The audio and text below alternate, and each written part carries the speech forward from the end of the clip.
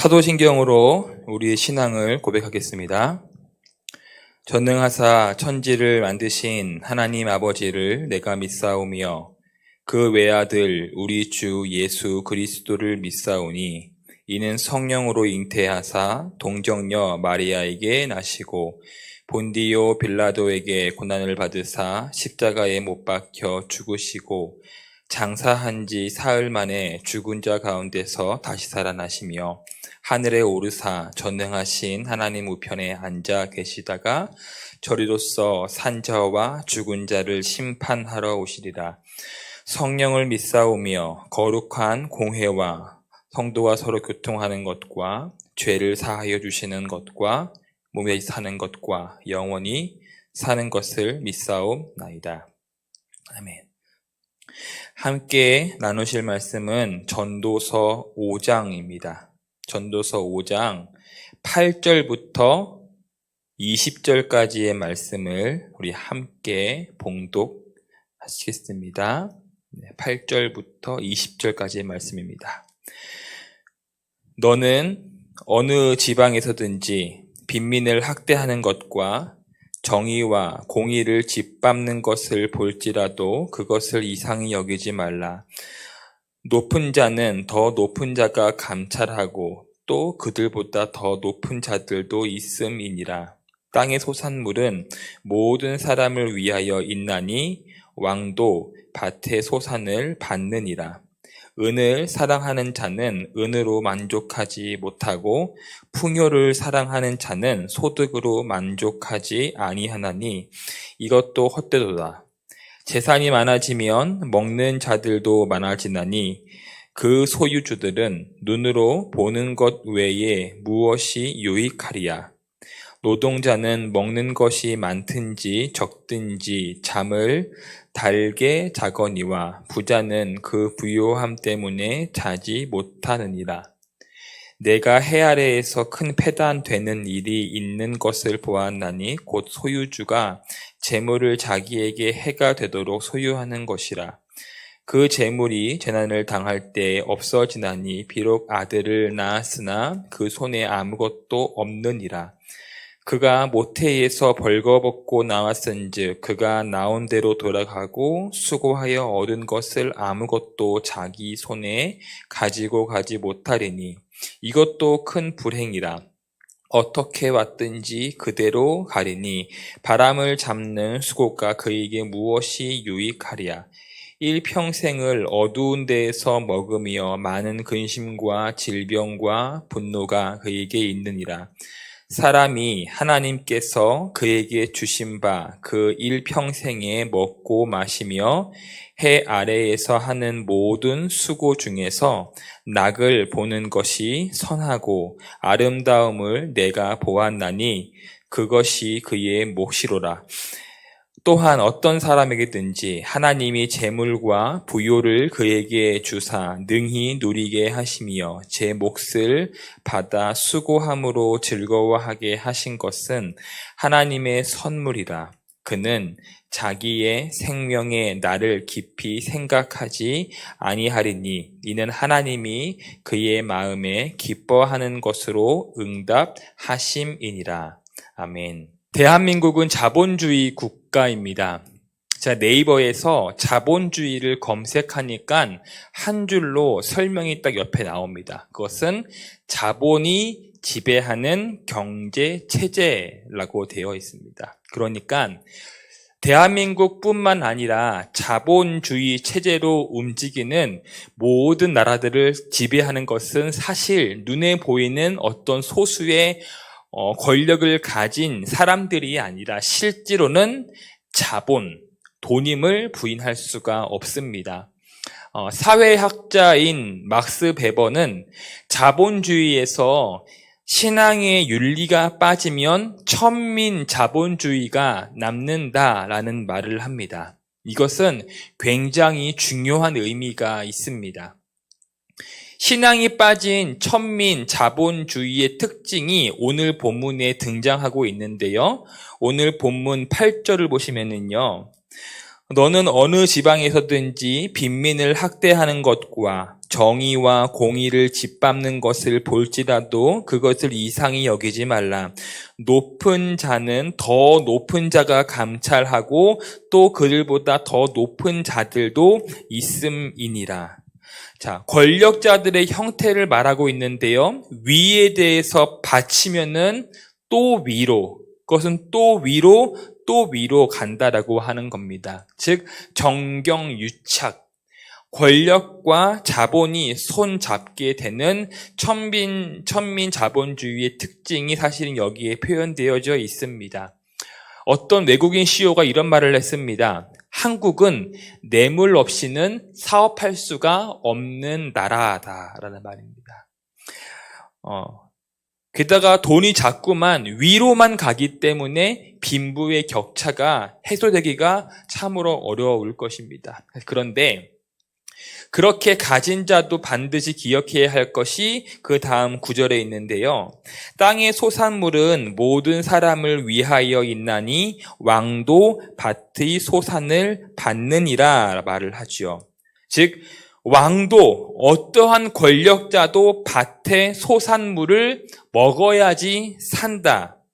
이것은 어떤 권력자건 어떠한 힘을 가진 자건 간에 그 누구라도 땅의 소산물을 먹는다. 반대로 어떤 사람이라도 하나님이 지으신 그 땅이 소산물을 내지 않으면 살아갈 수 없다라는 것을 말하고 있는 것입니다. 이 말씀은 8절에서 돈이 최우선이 되어서 재물과 힘을 최고의 목적으로 사는 사람들을 향해서 하시는 말씀입니다. 어떠한 누구도 어떠한 왕도 땅이 소산물을 내야지만 살 수 있는 존재임을 말해주고 있는 것입니다. 그리고 10절을 보시면은요, 그 천민 자본주의의 원인이 등장을 합니다. 은을 사랑하는 자는 은으로 만족하지 못하고 풍요를 사랑하는 자는 소득으로 만족하지 아니한다라고 말을 하죠. 바로 그 원인이 무엇입니까? 탐욕입니다. 탐욕. 여러분, 아이러니한 게 뭐냐면요. 은을 사랑하는 자는 그 은으로 결코 만족할 수가 없습니다.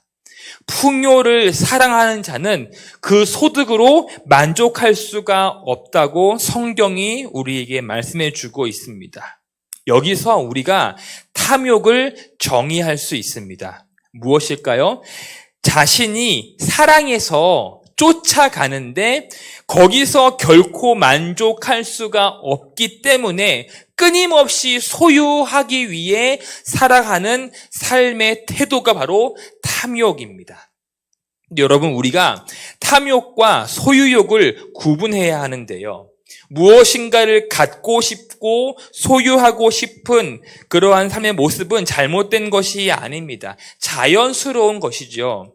문제는 소유욕이 문제가 아니라 그것을 사랑하는 대상이 된 것이 문제라고 성경이 우리에게 말씀해 주고 있습니다. 호세아서를 보시면 하나님께서 영적으로 음란한 이스라엘을 향하여서 하나님의 마음을 호세아의 삶을 통하여서 말씀하십니다. 그래서 호세아한테 음란한 여자 고멜과 결혼하게 했고요. 그 고멜은 결혼을 했지만 끊임없이 바람이 납니다. 데려오면 또 바람이 나고 이 삶을 반복을 하게 됩니다. 왜 그럴까요? 남편이 주는 사랑으로 만족하지 못하기 때문입니다. 뭐냐면요, 탐심이란 소유욕 자체가 아닙니다. 하나님이 주시는 것에, 하나님이 주시는 것으로 만족하지 않는 모든 태도를 말하고 있습니다. 사랑의 대상이 남편으로 상징되는 하나님이 아니라 남자를 품고 싶은 욕망을 사랑했던 것입니다. 인간의 욕심은 끝이 없습니다. 죽는 순간까지도 끝이 없습니다. 오늘 본문 여러분, 그래서 11절에 보시면은요, 11절, 12절 보시면은 재산이 많아지면 먹는 자들도 많아지나니 그 소유주들은 눈으로 보는 것 외에 무엇이 유익하랴. 자, 무엇입니까? 탐심을 채우는 자들의 현실을 비꼬고 있습니다. 눈으로 본대요. 땅이 몇만 평이고 몇백억 재산이 있고 그것을 눈으로 보는데 볼 뿐 무엇이 유익하냐는 겁니다. 무슨 말일까요? 그냥 보는데 이것이 그냥 그 땅, 그런 재산들을 눈으로 보면서 지키는 자일 뿐이에요. 마치 재산을 지키는 경비견이 된 것처럼 그런 신세가 되지 않는가라고 하는 것입니다. 그래서 다음 주 보시면은요, 먹는 게 많든지 적든지 잠을 달게 자거니와, 그죠? 근데 부자는 그 부유함 때문에 잠을 못 잔다라고 말을 합니다. 그것이 이렇게 탐욕에, 물질에 찌들어버린 인생의 모습이라고 하는 것이죠. 그리고 그 다음 줄 보시면은요, 내가 해 아래에서 큰 패단이 되는 일이 있는 것을 보았나니 곧 소유주가 재물을 자기에게 해가 되도록 소유하는 것이라. 즉 자신에게 해가 될 때까지 재물을 못 놓고 있습니다. 그래서 그 다음 절 보시면은요, 그 재물이 재난을 당할 때에는 다 없어지는 거예요. 비록 아들을 낳았으나 그 손에는 아무것도 없다. 결국 그 인생은 빈손으로 가는 인생밖에 되지 않는다라고 하는 것입니다.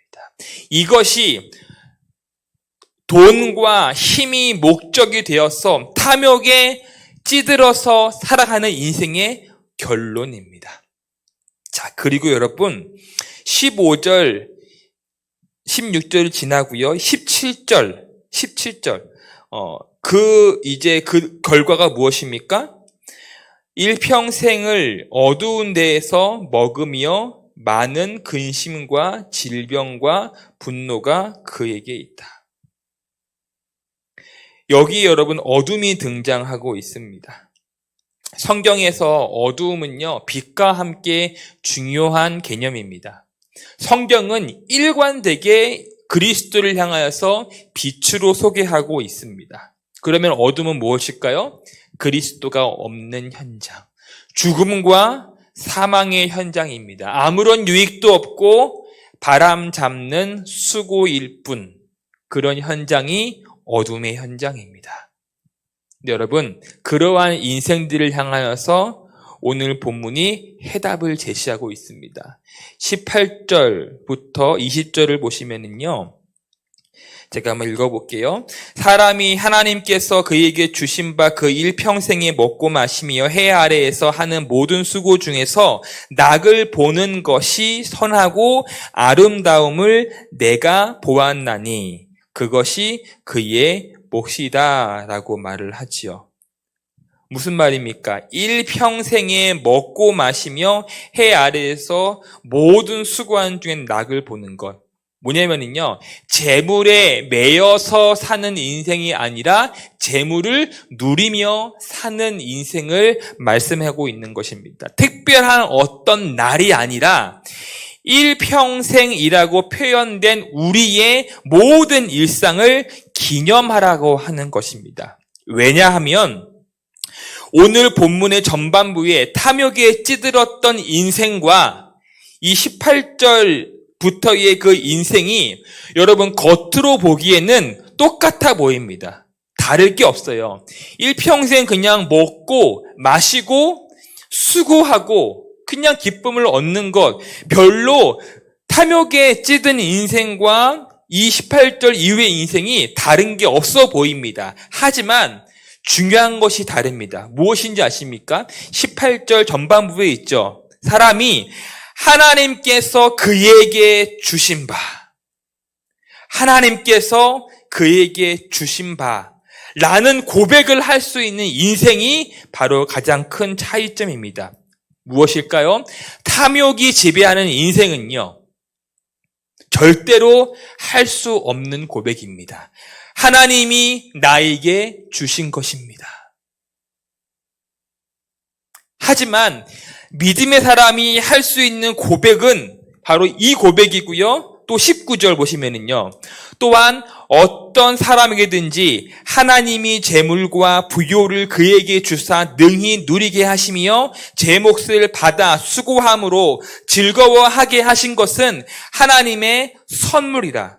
보십시오. 하나님이에요. 하나님이 그에게 주사 누리게 하시며 제 몫을 받아 수고함으로 즐거워하게 하신다. 18절, 19절이 무엇을 말하는지 여러분 아시겠습니까? 재산이 많은 것이, 많은 소유를 가진 것이 인생을 행복하게 하는 것이 아니라 하나님이 주신 것, 하나님이 주신 재산, 하나님 주신 소유를 누릴 수 있어야지 행복할 수 있다라고 하는 것이지요. 그리고 자신에게 주어진 몫에 만족할 수 있다라는 것입니다. 즉, 자족할 수 있어야지 행복한 인생입니다. 수고할지라도, 땀을 흘리며 수고할지라도 거기서 즐거움을 얻는 것이 행복입니다. 자, 여러분, 그런데 19절처럼요, 이 모든 것이 하나님이 주신 선물인 것을 알 때에 우리는 우리의 평범한 일상에서 평범한 장소, 평범한 사람들 속에서 기뻐하면서 지낼 수 있음을 기억해야 합니다. 즉, 우리의 일상생활이 하나님이 주신 선물이라고 하는 겁니다. 우리의 일상생활이야말로 하나님의 임재를 체험하는 거룩한 장소입니다. 사도행전 17장 28절을 보시면은요, 거기에는 이렇게 말하죠. 우리가 그를 힘입어 살며 기동하며 존재한다. 이 말씀을요, 이렇게 말합니다. 사도행전은요, 우리는 하나님 안에서 살고 움직이고 존재하고 있습니다. 다시 볼게요. 우리는 하나님 안에서 살고 움직이고 존재하고 있습니다. 이렇게 세번역이 표현하고 있습니다. 마음에 큰 울림이 있습니다. 즉, 우리의 일상이 하나님의 집이고 우리는 거기에 초대받은 손님이라는 겁니다.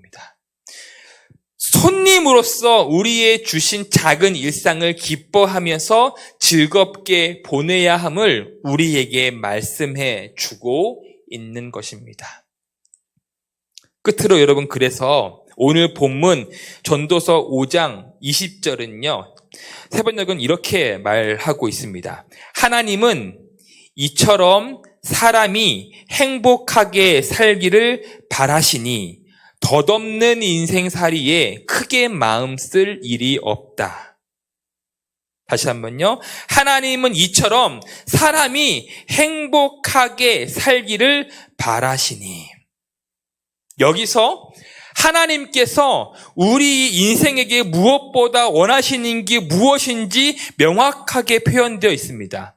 하나님은 이처럼 사람이 행복하게 살기를 원하신다. 여러분, 은을 사랑하면, 돈을 사랑하면 평생 채울 수 없는 항아리에 채우다 행복이 무엇인지를 모르고 그 인생은 끝이 나게 됩니다. 하지만 내게 오늘 하루를 선물로 주시고 때를 따라 필요한 것을 공급하시고 하나님이 주어진 나의 하루를 소중히 여기며 살아가는 인생이 진짜 행복한 인생이라고 하는 거죠. 바로 이것을 하나님이 우리에게 누리기를 원하고 계십니다. 여러분, 행복하십니까? 행복은 잘못된 대상을 사랑할 때는 결코 얻을 수 없습니다.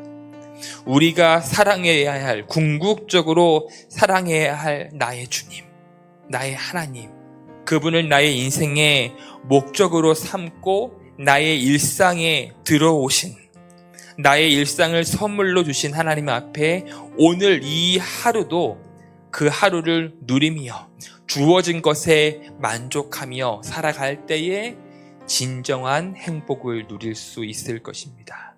기도하겠습니다. 하나님 아버지, 감사합니다. 하나님, 우리의 일상 속에 들어오신 하나님, 우리의 일상 속에 들어오셔서 그 누구보다 우리의 삶이 행복하기를 원하시는 하나님, 감사합니다. 주님, 우리가 오늘도 우리에게 주어진 것에 얼마나 만족하고 자족하고 있습니까? 혹시 오늘 우리가 이 본문의 말씀처럼 그저 돈의 맹목적인 노예가 되어서 탐욕에 찌들어 있는 인생의 모습으로 살아가고 있지는 않습니까? 하나님 간절히 기도합니다. 우리가 하나님 안에 살고 움직이고 존재하고 있음을 다시 한번 기억하게 하여 주시옵소서. 그래서 오늘도 내게 하루를 선물로 주신 하나님, 그 하루의 삶 가운데 때를 따라 필요한 것을 공급하시는 하나님, 그 신실하신 하나님으로 인하여서 오늘 하루도 앞으로 걸어가는 우리의 모든 일상의 삶들도 누구보다 행복할 수 있도록 우리의 삶을 인도하여 주시옵소서. 예수 그리스도의 이름으로 간절히 기도를 드립니다. 아멘. 하늘에 계신 우리 아버지여, 이름이 거룩히 여김을 받으시오며 나라의 임하옵시며 뜻이 하늘에서 이루어진 것 같이 땅에서도 이루어지이다. 오늘날 우리에게 일용할 양식을 주옵시고 우리가 우리에게 죄 지은 자를 사하여 준 것 같이 우리의 죄를 사하여 주옵시고 우리를 시험에 들게 하지 마옵시고 다만 악에서 구하시옵소서. 그 나라와 권세와 영광이 아버지께 영원히 있사옵나이다. 아멘.